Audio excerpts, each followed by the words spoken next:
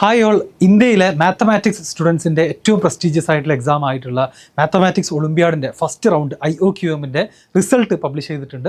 അപ്പോൾ നേരത്തെ തന്നെ ഇൻഡിവിജ്വൽ സ്കോറുകൾ നമ്മൾ കണ്ടതാണ്. അതിനുശേഷം ആൻസർ കീ പബ്ലിഷ് ചെയ്തു, അതിലുള്ള ചാലഞ്ചുകളൊക്കെ നമ്മൾ കൊടുത്തു. ഇതെല്ലാം അക്സെപ്റ്റ് ചെയ്തുകൊണ്ടുള്ള ഫൈനൽ റിസൾട്ട് പബ്ലിഷ് ചെയ്തിട്ടുണ്ട്. എല്ലാവരും പോയി ചെക്ക് ചെയ്ത് നോക്കുക. അപ്പോൾ നിങ്ങൾ RMO റീജിയണൽ മാത്തമാറ്റിക്കൽ ഒളിമ്പ്യാഡ്, നമ്മുടെ second round of government conduct ചെയ്യുന്ന മാത്തമാറ്റിക്സ് ഒളിമ്പ്യാഡിൻ്റെ സെക്കൻഡ് റൗണ്ടിലേക്ക് നിങ്ങൾ സെലക്ട് ആയിട്ടുണ്ടോ ഇല്ലയോ എന്നുള്ളത് എല്ലാവരും കമൻറ്റ് ബോക്സിൽ അറിയിക്കേണ്ടതാണ്.